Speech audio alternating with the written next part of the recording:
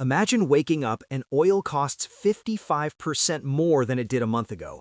Your grocery bill jumps, petrol stations ran out of diesel, farmers can't afford fertilizer, and the chips inside your phone and the MRI scanner at your hospital are facing shortages of a gas you've probably never even heard of.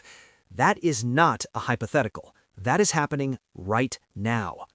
On February 28, 2026, a conflict erupted involving Iran and Gulf states, and the economic shockwaves are being felt in every country on Earth.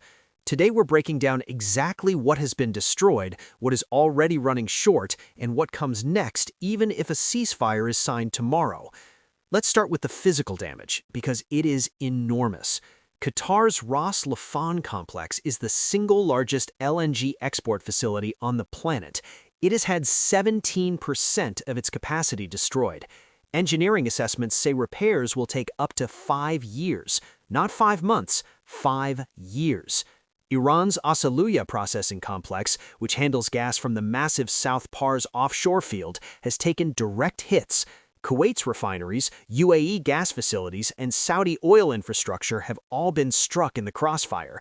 The total infrastructure repair bill across the Gulf states is estimated at $25 billion. Saudi Arabia has been forced to slash its oil production from 10.4 million barrels per day down to 8 million, a revenue hit of around $8 billion for them in a single month. Combined, Gulf producers have cut more than 10 million barrels per day from planned output. To put that in perspective, that is more than the entire daily oil production of the United States. And then there is the Strait of Hormuz, arguably the most critical 21 miles of water on the planet. Under normal conditions, 20 million barrels of oil flow through this narrow strait every single day. That is 20% of the entire world's petroleum consumption, passing through a gap you could barely fit on a standard world map. The strait was effectively closed from March 4th. By mid-March, traffic had dropped to near zero ships in 24-hour periods. And it's not just oil. Qatar ships 20% of the world's seaborne natural gas through this route, and all of it is blocked. The International Energy Agency has described this as the largest global energy supply disruption in history. Energy executives are warning if the strait doesn't reopen by mid-April, things get significantly worse. Now let's talk numbers. Brent crude crossed $100 per barrel in early March, the first time in 4 years, and peaked at $126. As of right now, U.S. crude is up nearly 50% compared to pre-war levels, and Brent is up over 55%. Analysts at Goldman Sachs are projecting oil could reach $100 to $150 per barrel if the conflict drags on. But natural gas prices, even more extreme. LNG spot prices in Asia have jumped 140%. European gas prices have nearly doubled, rising to over 60 euros per megawatt hour. And this is on the back of a harsh winter that has left European gas storage at only 30% capacity. Europe is in a genuinely precarious energy position heading into spring. Every one of these price rises feeds directly into the cost of heating your home, filling your car, and running every factory and data center on Earth. Australia, United Kingdom, India, and South Africa have confirmed local shortages, rationing, or empty fuel stations, while Bangladesh, Sri Lanka, Philippines, Pakistan, Vietnam, Thailand, and Egypt have restricted usage or imposed controls amidst supply squeeze. Here's the one most people aren't paying attention to: helium. Qatar produces roughly 1/3 of the entire world's helium supply. With Ras Laffan damaged and exports blocked, about 1/3 of global helium has been disrupted in a single stroke. Now I know what you're thinking. Helium? Is that really a big deal? Yes, it really is. Helium isn't for party balloons in this context. It is an essential coolant for MRI scanners and hospitals, and it is critical to semiconductor manufacturing, the chips that power your phone, your laptop, and every AI data center on the planet. South Korea, the world's second-largest chip maker, gets 55% of its helium from Gulf states. Taiwan, the world's biggest chip maker, the country that makes most of the world's advanced chips, gets 69% of its helium from the same region.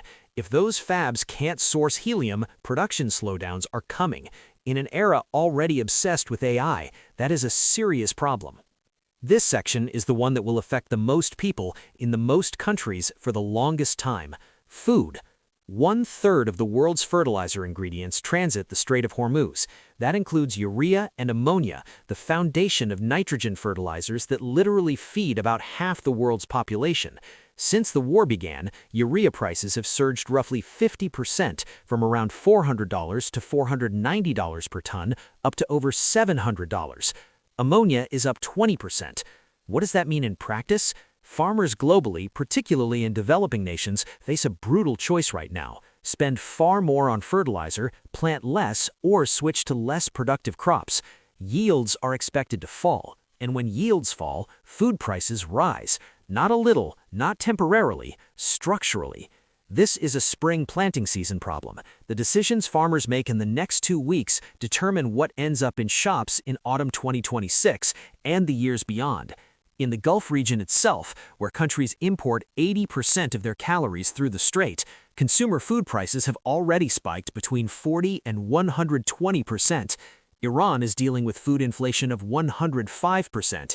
Sub-Saharan Africa, which is heavily dependent on food imports and has the least financial cushion, is facing a genuine food security crisis. So what if a ceasefire is signed tomorrow? Here's the uncomfortable reality: most of this pain doesn't go away quickly. Right now, negotiations are underway. The U.S. has paused strikes on energy infrastructure until April 6th. Iran rejected a 15-point U.S. peace proposal and issued its own counterdemands. Talks are fragile, but even if a deal is signed tonight, the Strait of Hormuz needs weeks to fully reopen as shipping reroutes, insurance normalizes, and vessels return. Tanker insurance costs will stay elevated for months after a ceasefire.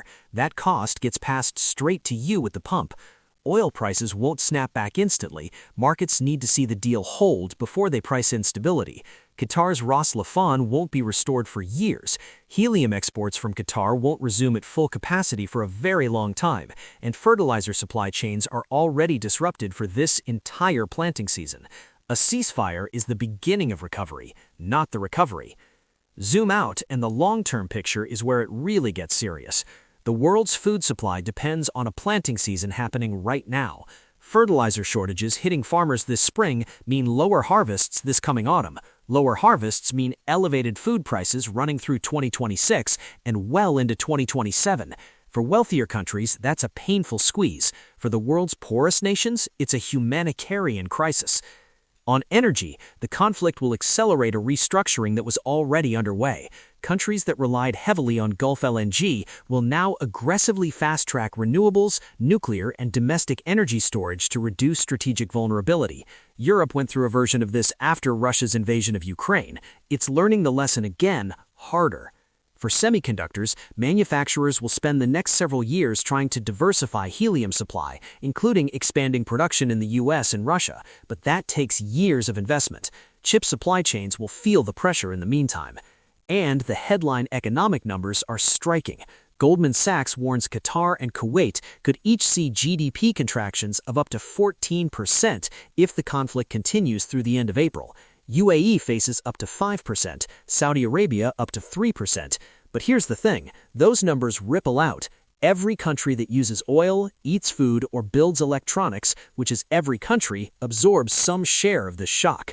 The Iran conflict is not just a Middle East story, it is a global supply chain story, an energy security story, and a technology story all happening at once. The question was never whether this would cause a global economic shock. It already has.